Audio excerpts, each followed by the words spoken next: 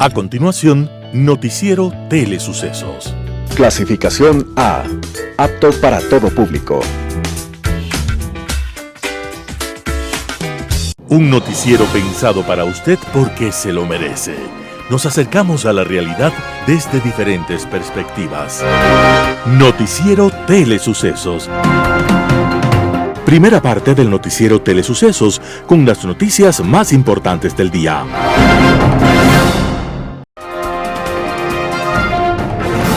Un día como hoy.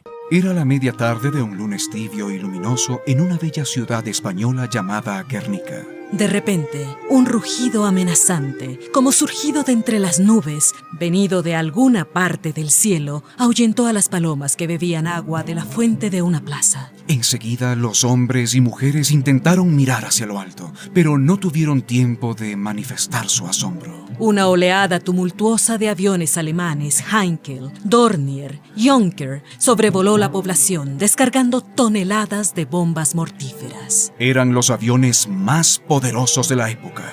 Eran las bombas más potentes de su tiempo.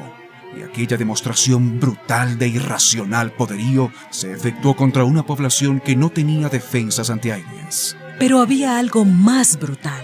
Eran aviones alemanes bombardeando una población española que no estaba en conflicto con ellos. El pueblo español estaba en conflicto con el fascismo, con esa horda brutal y genocida que quería someter a España y que al final lo logró.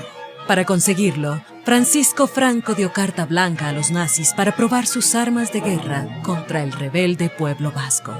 De esa forma, Hitler y Franco salieron ganando. Hitler probó sus armas y Franco masacró a su pueblo. Durante 4 horas, los bombarderos nazis, llamados por Franco, realizaron vuelos rasantes en un radio de 10 kilómetros, ametrallando a los fugitivos inermes. Al final, en la práctica, Guernica fue borrada del mapa. Pero de la memoria de los pueblos no se borra este acontecimiento para que nunca más vuelva a suceder. Y por eso lo recordamos hoy. Porque sucedió un 26 de abril de 1937. Las principales noticias del día. Titulares. Comisión de Fiscalización cierra la etapa de pruebas del juicio político al presidente Lasso. Guillermo Lasso convoca a reunión del COSEPE para este jueves 27 de abril.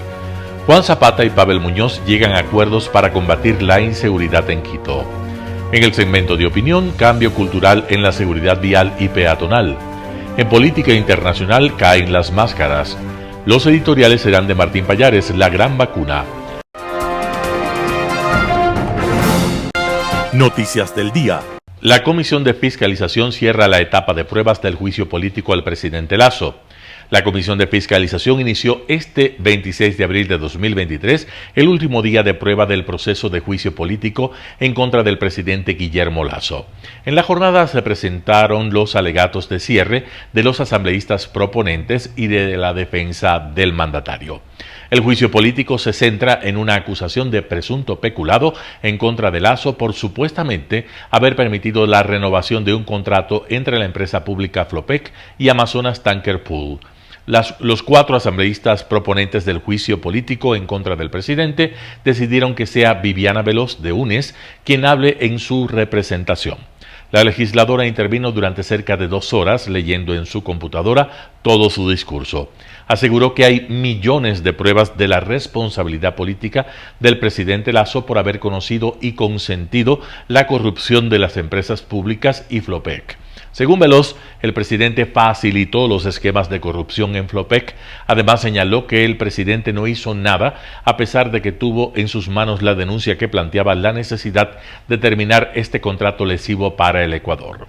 Por su parte, la defensa del presidente Lasso, a cargo del abogado Edgar Neira, también tomó cerca de 2 horas. El abogado enumeró una por una las acusaciones e inferencias realizadas por los proponentes del juicio político. El abogado señaló que hay una debilidad insuperable de las inferencias que buscan llevar a Lasso hacia su destitución. El abogado insistió en el buen desempeño que ha tenido Flopec en 2022 y dijo que la empresa reportó utilidades que superan los 170 millones de dólares. Por ello dijo que no se ha evidenciado cuál ha sido esa distracción de los fondos hacia terceros de la que hablan los proponentes del juicio político. Aseguró que no hay análisis de en dónde está el perjuicio. Guillermo Lasso convoca a reunión del COSEPE para este jueves 27 de abril. El Consejo de Seguridad Pública y del Estado COSEPE se reunirá el jueves 27 de abril en el Palacio de Carondelet para firmar la declaratoria de terrorismo de varios grupos delictivos. Según Henry Cucalón, ministro de Gobierno, el Ejecutivo planteará que las bandas narcodelictivas señaladas como causantes de la violencia sean declaradas como organizaciones terroristas. De manera extraoficial se conoció que estas son las bandas que serían declaradas como terroristas: Los Choneros, Gángster, Los Fatales, los R7, Lagartos, Tiguerones, Lobos y Chone Killers. Con la declaratoria, el gobierno busca abrir el camino para tomar más medidas ante la crisis de violencia e inseguridad del país. El COSEPE había sido convocado el domingo 16 de abril en Esmeraldas, luego de que 6 días antes, en el puerto pesquero de esa ciudad, una banda narcodelictiva asesinó a 9 pescadores con armas de grueso calibre. Pero un día antes de la reunión de Esmeraldas, el presidente Guillermo Lasso sufrió una complicación de salud y tuvo que ser internado en el Hospital Militar de Quito durante 7 días, a lo que se sumó la renuncia el 13 de abril de Diego Ordóñez a la Secretaría de Seguridad Pública y del Estado, por lo que Lasso tuvo que rearmar parte del gabinete de seguridad sobre la marcha. Finalmente, el 25 de abril, Lasso nombró al general en servicio pasivo Wagner Bravo como nuevo secretario de Seguridad, al tiempo que creó una nueva figura de Consejería Presidencial de Seguridad. Este cargo lo asume el general Paco Moncayo, también general de servicio pasivo de las Fuerzas Armadas. Juan Zapata y Pavel Muñoz llegan a acuerdos para combatir la inseguridad en Quito. El ministro del Interior, Juan Zapata, y el alcalde electo de Quito, Pavel Muñoz, se reunieron en la Comandancia General de la Policía en el norte de Quito para abordar el tema de la seguridad en la ciudad capital. El trabajo coordinado entre municipio, Policía Nacional y los barrios organizados permitirá recuperar la tranquilidad en Quito, aseguraron las autoridades. Se habló también de la unificación de planes de seguridad con indicadores y objetivos medibles. Zapata dijo que esta fue una primera reunión de muchas que habrá entre ambos organismos. También anunció que a finales de mayo se incorporarán 1.126 policías para resguardar a todo el distrito metropolitano. Sobre vacunas y extorsiones se hará un trabajo de sensibilización también. La unidad entre el gobierno nacional y el municipio de Quito es otro elemento que destacaron las autoridades. Por su parte, Pavel Muñoz, alcalde entrante, dijo que cuando se trata de cuidar la vida y combatir la delincuencia no existe algo superior. Habló sobre reuniones semanales que se sostendrán con el comandante general para evaluar el avance del plan aplicado. Para el próximo año también anunció que espera recaudar por la tasa de seguridad un poco más de $10 millones, monto que se percibió en 2022, y de esta manera apoyar a la policía con elementos de logística y de equipamiento. Entrevista del día. En Radio Sucesos contamos con la presencia de Henry Cucalón, ministro de Gobierno, quien habló sobre el juicio político al presidente Guillermo Lasso.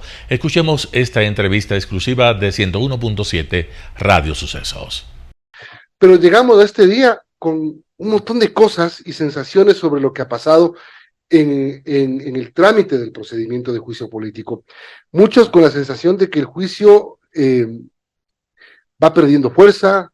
La acusación para muchos no ha sido probada, la prueba no existe, y ahora mismo con la asambleísta Mireya Pazmiño, que es una de las acusadoras del presidente Lasso, siendo acorralada incluso por sus aliados de UNES, que han pedido que se investigue por parte de la Asamblea y de la Fiscalía la elaboración de un informe de octubre de 2022 sobre el contrato de Flopec y Amazonas Tanker Pool. A mí lo que me apena y lo que me preocupa es el sentir ciudadano.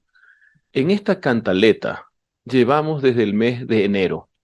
Vamos al 4º mes vencido en estas iniciativas, primero que comenzaron hasta por traición a la patria, y que todos son búsqueda de causales con tal de sacar al presidente de la República cuando tenemos otros problemas, cuando tenemos el tema, por ejemplo, de la inseguridad. Entonces, ¿qué es lo que se ve pese a que a la gente no le interesa el proceso, ni a favor ni en contra? La gran mayoría de gente tiene otra preocupación. Son otras cosas a las que no la dejan dormir. Hemos visto en este proceso que el presidente lo ha afrontado, ellos esperaban que no, valga la aclaración, de que efectivamente la prueba no aparece, no pueden hablar de peculado que no existe, que es robo de fondos públicos en beneficio propio o de terceros, que no hay. Se ha esgrimido todo lo relacionado al tema de Flopec, contratos del gobierno pasado, cómo el gobierno se ha sujetado a las recomendaciones técnicas de la Contraloría, que en ningún caso señalaban terminación de contrato, como creo que se equivocaron en los antecedentes del dictamen de la Corte Constitucional. Y lo que hemos visto estos días, cómo los proponentes, porque todavía no hay interpelantes, se enredan en sus propios desvaríos. La asambleísta que usted menciona, que hace informes que dicen exactamente lo contrario de lo que ella ahora está acusando, porque eso fue lo que les quedó de la calificación de admisibilidad de la Corte, el caso menos burdo en español al criterio de la Corte Constitucional. Entonces, nosotros lo que queremos es que la verdad brille. Para nosotros el proceso desde el punto de vista jurídico, comprendiendo que es político, pero quiero separar desde el punto de vista jurídico, el proceso está caído, no tiene ni pies ni cabeza, no va hacia ningún lado. Lo que queremos es que esto termine, que el pueblo ecuatoriano sepa la verdad, que escuche a su presidente, que los legisladores determinen o no su responsabilidad y seguir en los temas que le preocupan a la gente. Pero cuidado con esto, ministro, porque ya se empiezan a escuchar voces de asambleístas de oposición que dicen, aquí no estamos para probar que existe el peculado del presidente. Entonces ya empiezan a hablar de las otras cosas que pueden ser motivo de otros problemas, de otras discusiones, que pueden tener razón incluso por falta de ciertos insumos en los hospitales, por falta de gestión, es decir, por todo lo que se pueda decir. Correcto. Pero eso no entra acá y para muchos sí va a entrar. Mire, la democracia es tan amplia que hasta un asambleísta como el que usted menciona, con sus características y antecedentes, es fiscalizador de un presidente. Hasta ahora me acuerdo de su paso por la gobernación del Guayas. Pero esa es la democracia y el pueblo lo eligió y nosotros tenemos que responder ante aquello. Ellos mismos se dan cuenta de que el proceso de Flopec por peculado no va a ningún lado, no va a ninguna parte. El día lunes, los abogados, testigos o peritos, póngale el nombre que usted quiere, pero las personas que fueron a argumentar de nuestro lado, les dieron un baile, literalmente, les hicieron un baile que no pudieron contraargumentar, sino que se pusieron en este caso furiosos. Entonces, ¿qué es lo que va a pasar? Una vez que jurídicamente el caso no va a ningún lado, y se van a ir a lo político, lo entiendo, lo político es lo final, porque tengamos muy, pero muy preciso algo. En un proceso político, la valoración, la conveniencia y la oportunidad que tiene un legislador en el momento de votar, que se convierte en juez, y yo he sido legislador, evidentemente es discrecional. Pero los hechos que llevan a esa valoración del voto sí deben ser ciertos. Tú no puedes acusar de peculado, que es robar a alguien, y terminar acusándolo de otra cosa. Es más, para ponerlo en temas más sencillos, uno, y un legislador lo puede hacer, tiene derecho a crear su propia opinión. Lo tenemos todos, ustedes y yo, pero nadie tiene derecho a crear sus propios hechos. Y eso es lo que aquí está en juego. Entonces, si una vez que esto ha sido desvirtuado, el caso Flopec, y quieren entrar el día del juicio a otras valoraciones de lo que pasa en el gobierno, en la gestión, que ya es un tema político, merecerán y tendrán también una respuesta política. Denuncias que se han hecho de parte de la oposición, de las bancadas del correísmo, de UNES, del Partido Ser Cristiano, respecto a acusaciones al gobierno sobre negociaciones o compra de votos a la oposición legislativa para evitar justamente la censura y destitución del presidente de la República. Bueno, sobre el audio tiene que responder la persona que aparece en la grabación. De lo que medio entiendo es una serie de ocurrencias, porque no puede ser un tema de argumentos, pero en todo caso tendrá que responder esa persona. Punto uno. De ahí, de algunos grupos políticos, algo he escuchado, algo me ha llegado de compra de votos. No sé, quienes lo endilgan deben tener una experiencia enorme en las últimas décadas en ese tipo de prácticas. Yo no. Tercero, hay que ser bastante claro. Un ministro de gobierno tiene la obligación de dialogar con todos los sectores políticos, con todos los sectores partidistas que quieran hacerlo, con todos los sectores de la sociedad. Yo no soy una persona sectaria, así que el diálogo no lo veo como nada malo. Acusarme a mí de un delito, y más viniendo de estos que balbucean, va a ser otro tipo de cuestiones. Hay que ser muy, muy claro en eso. Yo no lo voy a permitir que me endilguen en esa situación. Aparte que, mire, vamos a ser muy prácticos. Aquí en el Ecuador todos nos conocemos, ¿no? Y que sabemos también de qué pata cojea cada uno, principalmente ciertos ex asambleístas, hoy asambleístas. Así que en ese sentido yo tengo mi conciencia absolutamente tranquilo. Lo que ellos quieren hacer es imponer una narrativa en la línea de que si no logran tener los votos, que yo no lo sé en este minuto, por experiencia legislativa los votos se cuentan después, no ahora. Mañana van a decir que no es por lo que estamos conversando con Milton, por falta de argumentos, porque el juicio está caído, porque se enredan. No, es porque alguien los compró. Ya ni siquiera que alguien negoció, habló. No, es porque los compraron. Y yo no voy a caer en esa narrativa tan simple. En el programa Mesa de Análisis, el Estado de la Nación, María Brown Pérez, ministra de Educación, estuvo y conversó sobre la gestión y el nuevo plan de estudios que se aplicará en el país. ¿Cuál es la respuesta y la articulación que tienen las distintas carteras de Estado frente a los casos de violencia basada en género, violencia sexual, el caso de, por ejemplo, femicidios? Y lo que buscamos es articular los distintos protocolos que tienen ministerios como el Ministerio de Educación a través de los protocolos de actuación frente a casos de violencia, y también otros ministerios como el Ministerio de Salud Pública, que tiene su código púrpura, para que podamos llevar mejores servicios y mejor atención a las víctimas directas y víctimas indirectas. En particular para el Ministerio de Educación, esta articulación nos permite también conocer cuáles son los niños, niñas, adolescentes que se ven afectados de manera secundaria cuando hay un delito de violencia contra sus madres, por ejemplo, y cómo podemos actuar para también trabajar y acompañarlos a ellos en un esquema de atención. Y por otro lado, también fortalecer y seguir abonando a lo que son nuestros protocolos de prevención, cómo podemos seguir trabajando en el fortalecimiento de acciones que nos permitan prevenir que este tipo de hechos se presenten, como por ejemplo el caso del Plan Nacional para la Reducción de Riesgos Psicosociales que ha presentado el Ministerio de Educación, cuyo eje principal es trabajar en cómo socializar con la ciudadanía cuáles son estos riesgos y cómo podemos prevenirlos y actuar. Ministra, hay un factor que es muy preocupante para todos y es el fenómeno de la violencia. Digamos, ¿cómo se siente usted como ministra de Educación? En realidad con una responsabilidad muy importantísima, yo creo que la más importante en el país en cuanto a calidad educativa, al desarrollo de la educación en el país, el derecho a cumplir este derecho de la educación, y ahí se atraviesa el tema de la violencia. O sea, me refiero a que toda esta situación de inseguridad, de violencia, afecta de alguna manera a toda propuesta o todo proyecto que tenga que ver con mejora de calidad educativa. ¿Cómo le ve usted? Definitivamente, eso es un tema de altísima preocupación y no de ahora. Recuerden que cuando hace ya casi 2 años yo abogaba por la importancia de este retorno a la presencialidad, una de las principales preocupaciones que teníamos es que ya podíamos prever que tanto tiempo de educación a distancia y de no tener ese contacto cara a cara, había invisibilizado un incremento en la violencia intrafamiliar, violencia que dejamos de detectar en el sistema educativo, porque en el sistema educativo no solamente se detectan los casos que ocurren entre pares, violencia entre pares, sino también se detecta y conoce casos de violencia intrafamiliar, violencia contra los niños en las familias, en el propio entorno familiar.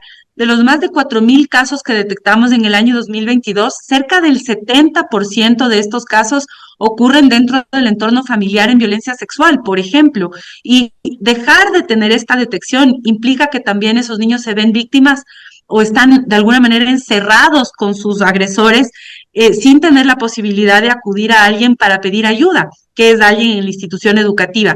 Por lo tanto, ya veíamos con preocupaciones incremento en este tipo de violencia intrafamiliar, veíamos ya indicadores de incremento en indicadores de negativos en salud mental, por ejemplo, ansiedad, depresión, estrés. En las encuestas que se habían hecho con UNICEF, veíamos reportes de niños y jóvenes que hoy día estamos de alguna manera viendo los resultados de estos impactos, de este efecto, y sin embargo no podemos por eso bajar los brazos. Yo creo que una de las cosas principales en el sistema educativo, como bien dices, es abordar todos estos elementos de manera integral. Por un lado, avanzar en los temas de calidad de aprendizajes, el tema curricular, la transformación educativa, pero por otro, abordar los temas de la salud mental, los temas de el aprendizaje de habilidades socioemocionales, que son complementarias. No podemos hoy en día sería absurdo hablar de lo uno sin lo otro. Es un desarrollo integral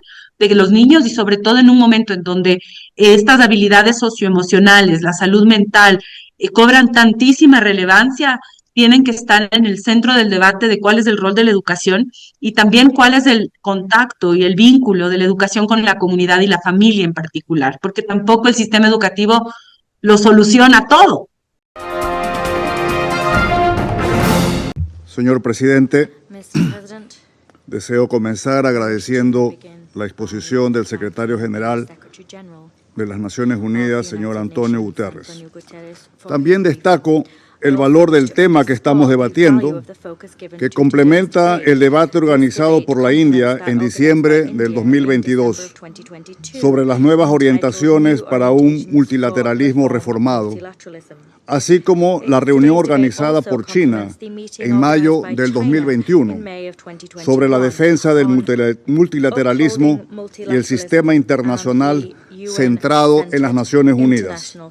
O más aún, el debate organizado por Vietnam en enero del 2020 sobre la defensa de la Carta de la ONU para mantener la paz y la seguridad internacionales. Es decir que, año tras año, este hemiciclo es testigo de la coincidencia de los estados en torno a la necesidad de un multilateralismo efectivo por medio de la defensa de la Carta de las Naciones Unidas. El problema es que desde enero del 2020, en lugar de reducirse los conflictos, se incrementaron, a pesar del llamado del secretario general para un alto al fuego a nivel global. Señor presidente, si vamos a hablar del multilateralismo, es hora de pasar de las palabras a la acción y de los discursos a los hechos. Luego de las trágicas experiencias que llevaron a la humanidad a 2 conflagraciones mundiales, con la Carta de las Naciones Unidas que hoy defendemos, consagramos el multilateralismo. Nunca más le iba a estar permitido a una nación, por muy poderosa que sea, poner en riesgo la paz y seguridad de otra nación o del mundo en general, simplemente porque así le resultaba conveniente a sus intereses o a sus ambiciones. La obligación y principio de la solución pacífica de las controversias es central. Así lo reconoció el propio Consejo de Seguridad con la declaración de la Presidencia del 6 de mayo de 2022 en relación con el tema del mantenimiento de la paz y la seguridad en Ucrania. En tan solo 2 semanas se cumplirá el primer aniversario de esa declaración que todavía debe implementarse. Otro principio central de la Carta y sagrado para los Estados es la inviolabilidad de la integridad territorial. En este sentido, de nada habrá servido el debate de hoy, que hoy nos reúne, si al final de este no hay un conflicto menos, una guerra menos o una invasión menos. Señor presidente, ¿qué mejor resultado podría tener este debate que una determinación de su país de poner fin a la agresión militar contra Ucrania, conforme lo dispuso la Corte Internacional de Justicia el 16 de marzo del 2022? ¿Qué mejor legado de su presidencia si su gobierno escoge retomar el camino de la paz y retirar las tropas de ocupación?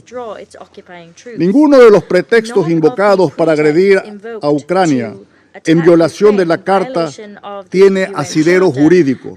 Ninguno.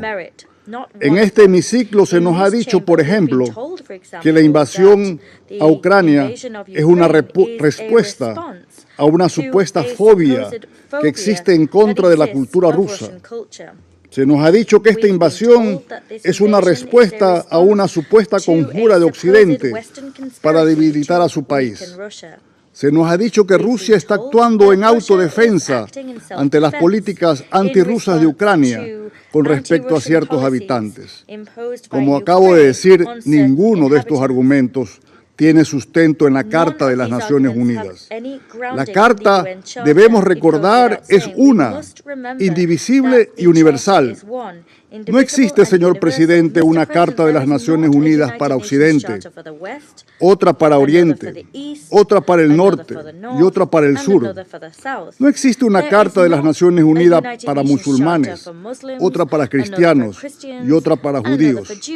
Tampoco puede hablarse de una carta para África, otra para Europa, otra para América, y así por el estilo. No, señor presidente, la carta es, repito, una, indivisible y universal. ¿Cómo no reconocer la enorme contribución de Rusia, incluyendo la de los grandes exponentes de su cultura, como Tolstoy, Dostoyevsky, Pushkin o Pasternak? ¿Pero acaso podríamos imaginar por un solo minuto que ellos estuvieran de acuerdo con la muerte y el dolor en millones de personas que esta guerra absurda está causando? La nota conceptual de este debate plantea la pregunta sobre cómo pueden las Naciones Unidas contribuir a una transición dócil hacia un orden mundial justo y equitativo. Yo le puedo asegurar que la guerra y la violencia de ninguna manera nos llevará a un orden más justo o equitativo, sino menos. Señoras y señores, el gasto militar global superior a los $2 billones en 2022 socava por sí solo los objetivos principales del multilateralismo y de esta organización, como son la paz y la seguridad, el desarrollo sostenible y los derechos humanos. Peor aún, las armas nucleares, que no tienen cabida en un orden internacional basado en el derecho y que desafían la existencia de la humanidad. Por tanto, no podemos hablar del multilateralismo efectivo si no avanzamos hacia un control de armas y un desarme efectivo.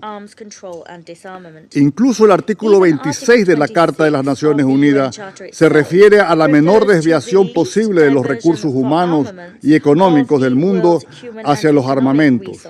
Silenciemos las armas y honremos la promesa de paz que asumimos en San Francisco y nuestro compromiso de convivir como buenos vecinos. ¿Qué mayor enemigo del multilateralismo que el tratar al mundo como un tablero de Risk o un juego de mesa?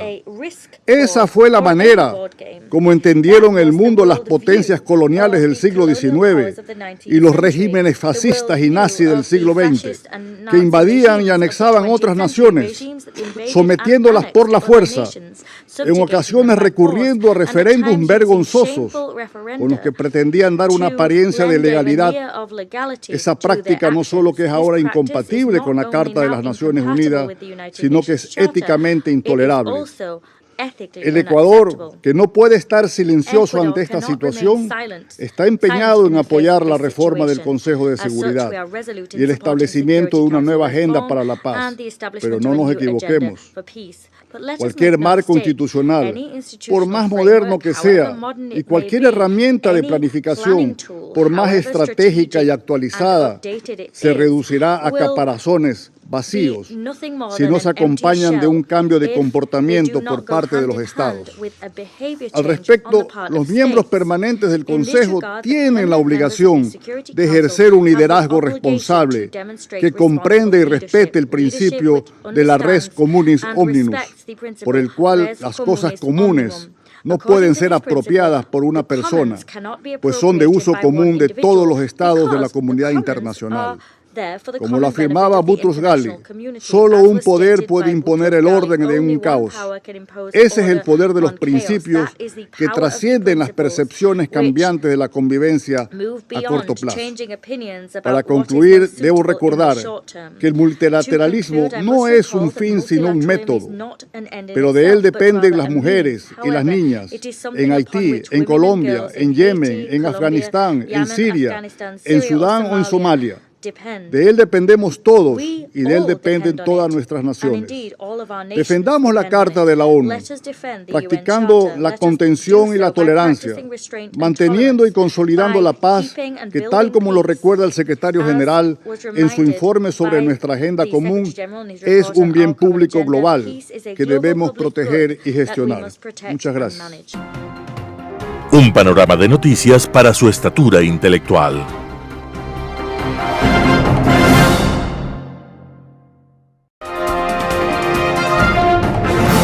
Opinión. Un cambio cultural en la seguridad vial y peatonal en nuestra ciudad.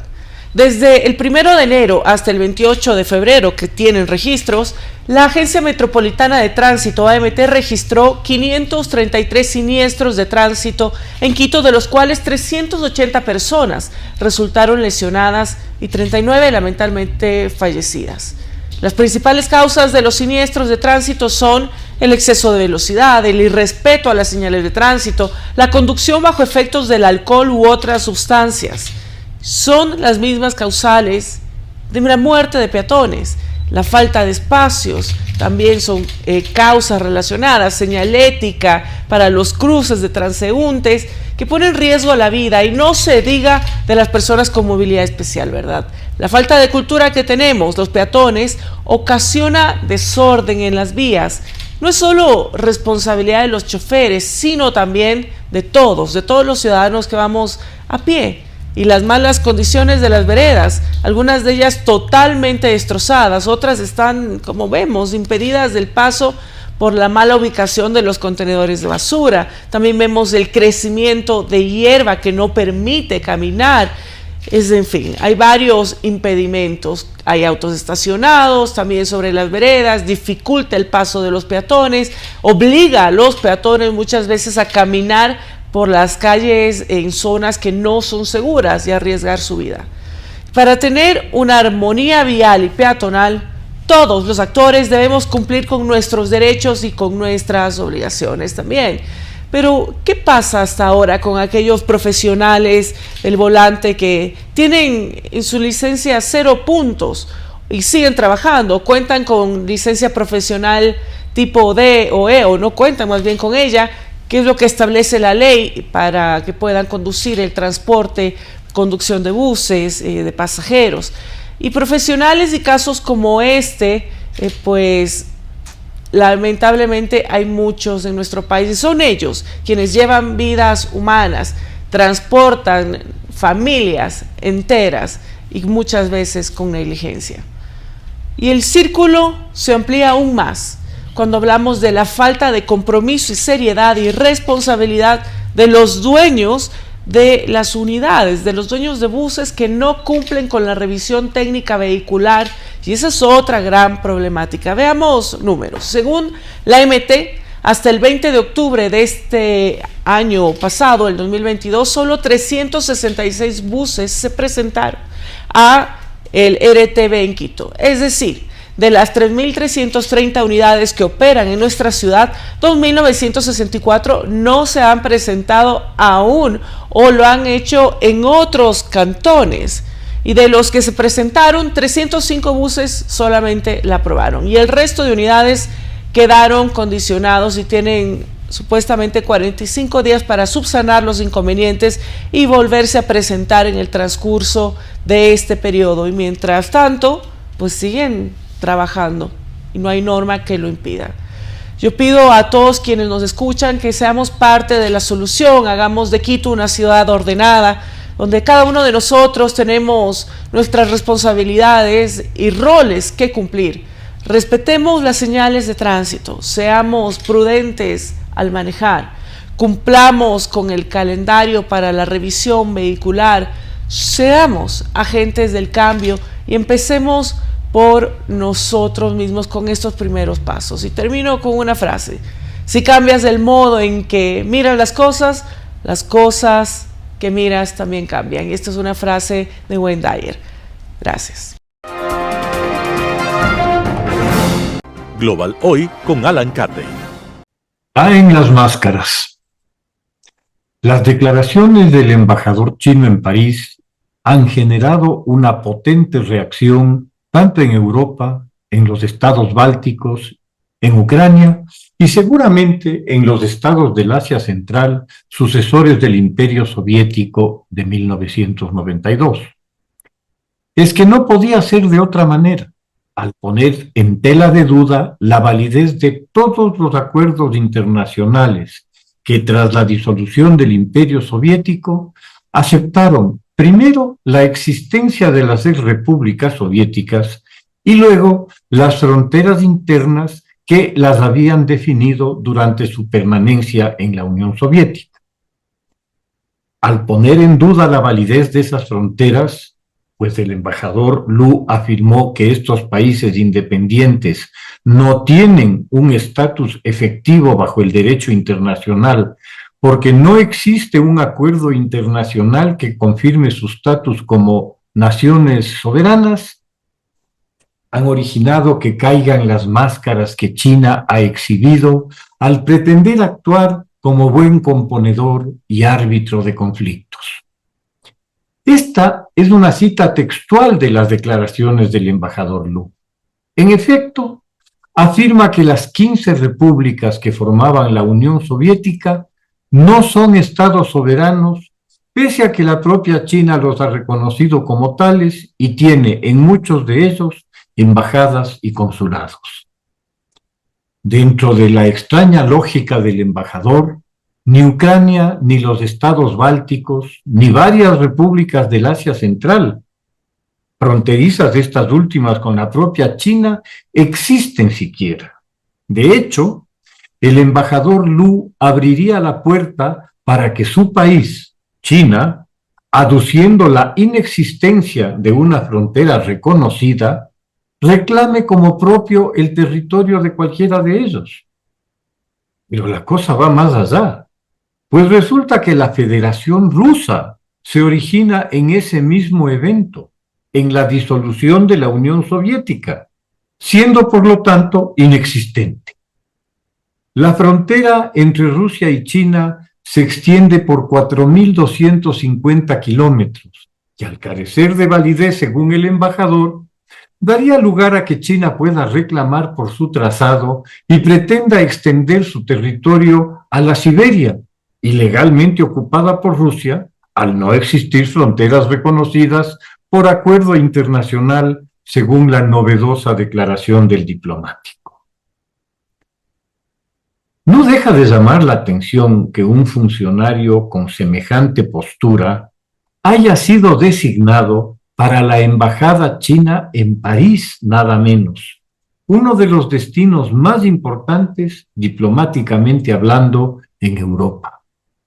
Sorprende aún más que el embajador siga en su puesto, lo que implicaría que su gobierno o está de acuerdo con su postura, que es indiferente la molestia causada entre las exrepúblicas soviéticas, hoy estados soberanos, y la Unión Europea, que de manera enfática han expresado su protesta formal al gobierno chino, exigiéndole que aclare su postura.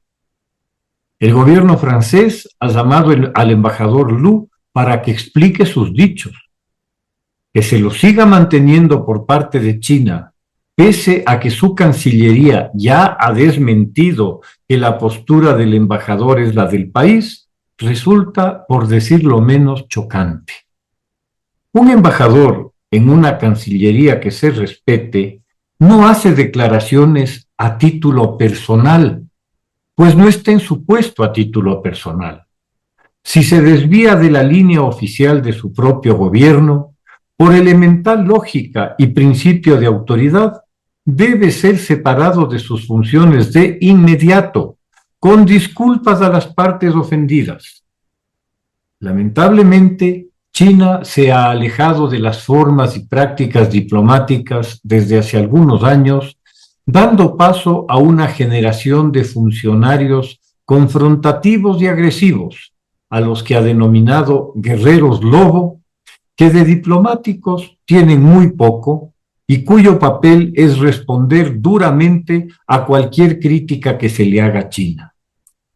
Esa es la nueva imagen de la diplomacia china, arrogante y agresiva por órdenes expresas de Xi Jinping, que supondrá que esa actitud demuestra la fortaleza de China. Como las declaraciones de Lu pusieron en duda que Crimea fuera ucraniana, afirmando que era rusa, contradiciendo unos tratados internacionales solemnes, debidamente firmados por los legítimos gobiernos ruso y ucraniano, la pretensión china de ser un mediador creíble en la guerra de agresión lanzada por Rusia se desmoronó como el castillo de naipes que es su, llamémosle, propuesta por la paz en la región. Las afirmaciones chinas acerca de su apoyo a la Carta de las Naciones Unidas chocan dramáticamente con su persistente negativa a condenar una evidente guerra de agresión y de conquista territorial por la fuerza, seguramente para no verse atada de manos en el probable evento de una agresión suya contra Taiwán. Parece legítimo preguntar, ya que China ha querido pasar por una defensora a ultranza del derecho a la autodeterminación de los pueblos, ¿por qué no aplica ese mismo criterio en Taiwán y por medio de un plebiscito supervisado por las Naciones Unidas, a las cuales dice tanto, para que no se aduzca fraude o alguna trafacía electoral tan habitual en los estados autoritarios, y se establezca si la población de la isla quiere su independencia o prefiere integrarse a la República Popular China? Ese simple gesto dejaría sin piso las acusaciones de autoritarismo y de doble estándar en la política exterior china. En un segundo, la incertidumbre sobre el futuro de la economía mundial, de la seguridad del orden internacional, de la paz, en fin, quedaría disipada. Con una solución tan sencilla al alcance de la mano, ¿por qué se opta por las diarias amenazas y la intimidación contra Taiwán? Cuando se formulan las preguntas correctas, son innecesarias las respuestas. Y este es el caso concreto ante el que nos veremos y notaremos cuáles son las diferencias entre la retórica y la realidad. Con absoluta precisión, los gobiernos de los estados bálticos han puesto los puntos sobre las íes a las pretensiones diplomáticas chinas en la guerra, al desnudar la evidente colusión china que ya de entrada, según el embajador Lu, desconoce la existencia de Ucrania y de las otras exrepúblicas soviéticas, postura que, por otra parte, coincide exactamente con los argumentos rusos para la agresión, a lo que añade, jurándose en salud, que la Crimea es rusa. Adicionalmente, los 3 estados bálticos le recuerdan a China que estos no fueron unas repúblicas que se incorporaron a la Unión Soviética voluntariamente, sino que fueron agredidas militarmente y ocupadas por la Unión Soviética en 1940, de acuerdo al reparto establecido entre el Tercer Reich y la Unión Soviética en el pacto Molotov-Ribbentrop, que puso temporalmente de acuerdo a Stalin y a Hitler a las puertas de la Segunda Guerra Mundial. ¿Será que el embajador Lu se queda en su puesto luego de tirar abajo los supuestos anhelos pacificadores de Xi? ¿Reaccionará la Cancillería china ante el clamor internacional y lo retirará? Lo que suceda o deje de suceder marcará la pauta que el gobierno de Beijing quiera marcar en sus relaciones hacia el futuro con Europa y con el mundo. Muchas gracias. Editorial. La gran vacuna, Martín Pallares, El Expreso. Más allá de las vacunas de las que son víctimas miles de empresarios, en el Ecuador hay una que es la mamá de las vacunas, la gran vacuna. Se trata de una extorsión a la que todos están sometidos. La gran vacuna es la que aplican las fuerzas de la mafia política que han sembrado la extorsionadora idea de que la única fórmula para librarse de la inseguridad y la violencia es que el control absoluto del Estado esté en sus manos.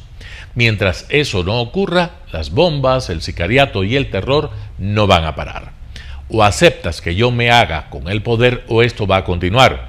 Ese es el mensaje tras el operativo político en marcha. La gran vacuna tiene muchas caras.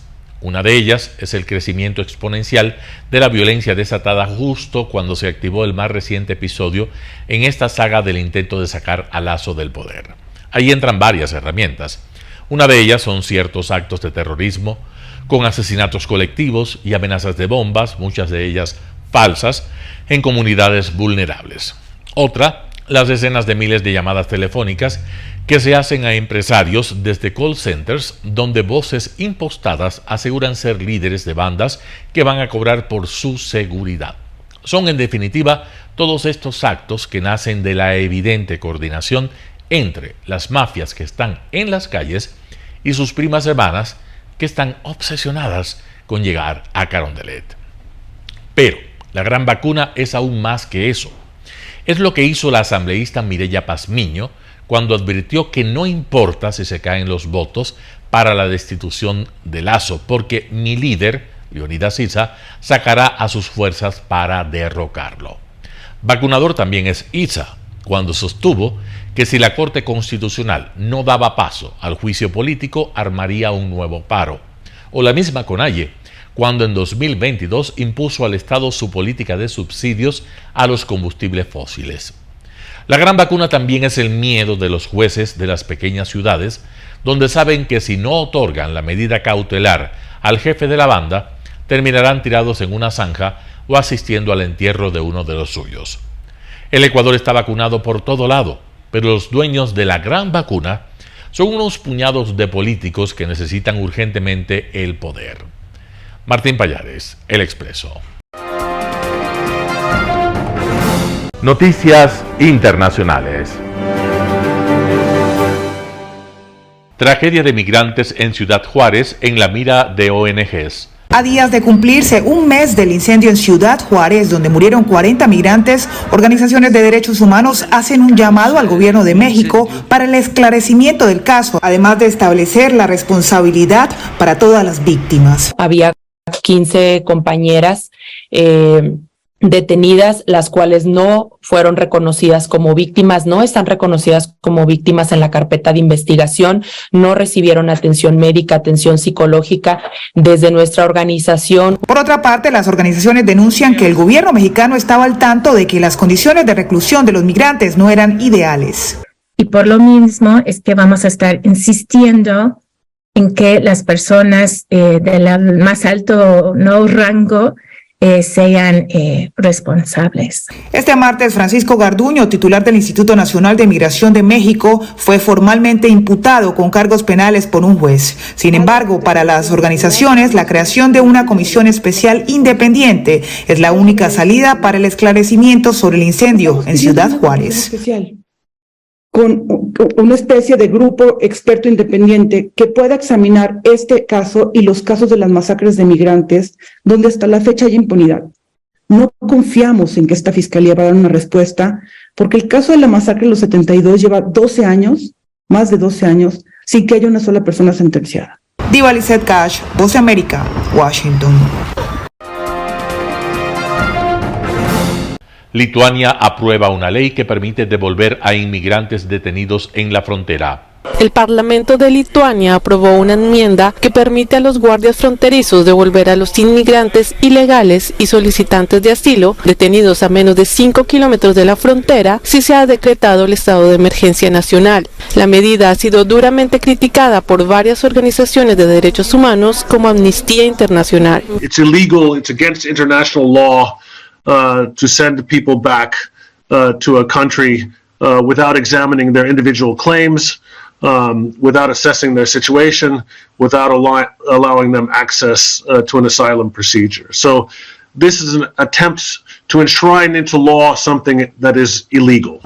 Lituania levantó una valla de 4 metros a lo largo de unos 550 kilómetros de frontera con Bielorrusia. El gobierno de Lituania ha argumentado que esto permitiría al país defenderse de una supuesta guerra híbrida de Rusia y Bielorrusia que utiliza a los inmigrantes para ejercer presión política.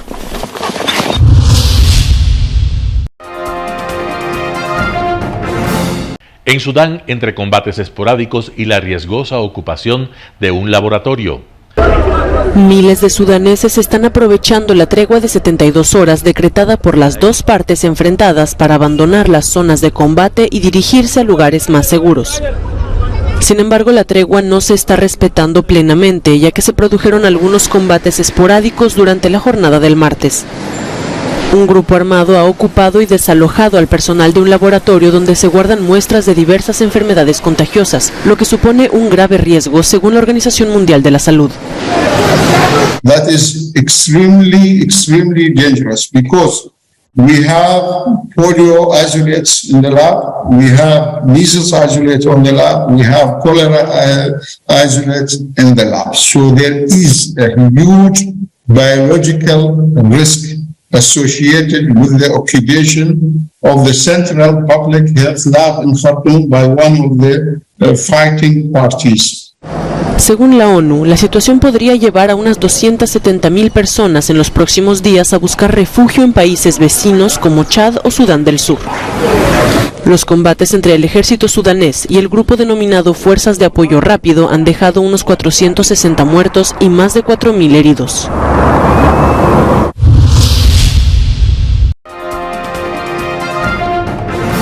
En Ucrania, un homenaje a las víctimas de Chernóbil, la mayor catástrofe nuclear de la historia. El recuerdo de la tragedia de Chernóbil aún invade la memoria de muchos ucranianos. Una ceremonia en la central atómica ucraniana rindió homenaje a las víctimas de la mayor catástrofe nuclear civil de toda la historia. Hace 37 años, la explosión de uno de sus reactores, durante unas pruebas de seguridad fallidas, liberó enormes cantidades de radiación al instante en la atmósfera. En otra ceremonia, en Kiev, el presidente Zelensky depositó una corona de flores en un cartel conmemorativo con la leyenda Soldados de Chernóbil, en honor de los llamados liquidadores de la antigua Unión Soviética que evitaron que la catástrofe fuera aún más grave. El presidente dijo que el accidente dejó una enorme herida y recordó que la central estuvo ocupada durante semanas por los rusos al principio de la invasión, lo que puso de nuevo en peligro al mundo, según declaró, y reiteró sus advertencias sobre la amenaza nuclear.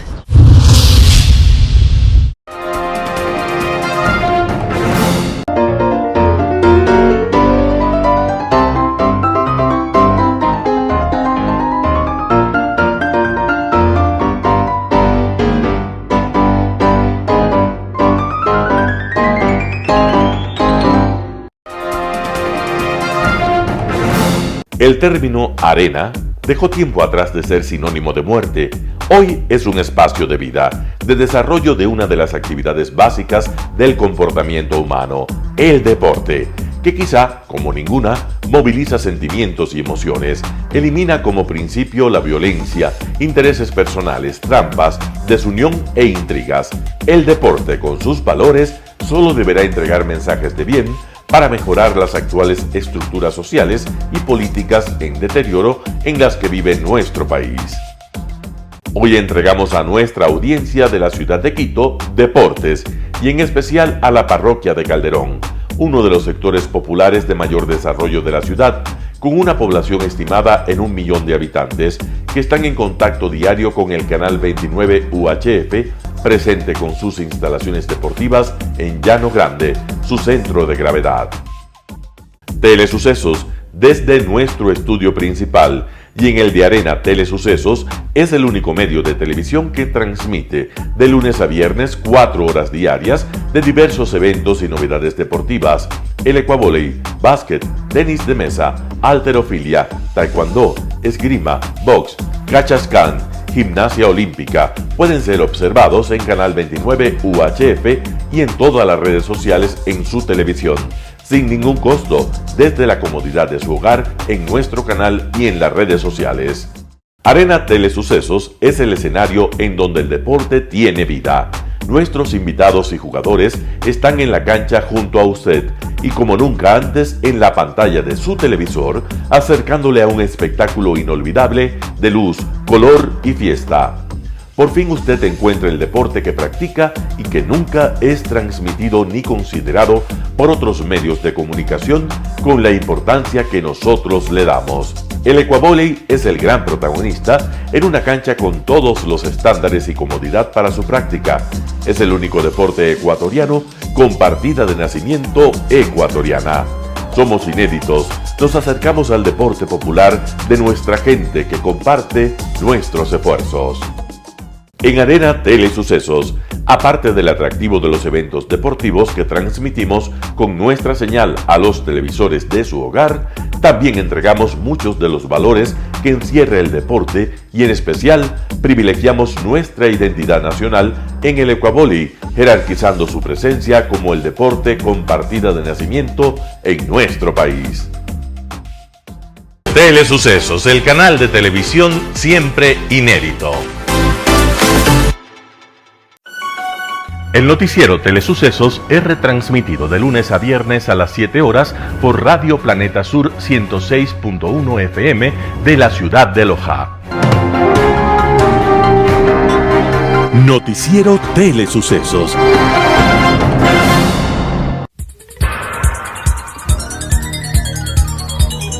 Las opiniones vertidas en este espacio por la producción y dirección del programa son de exclusiva responsabilidad de sus autores y de quienes intervienen en ellos.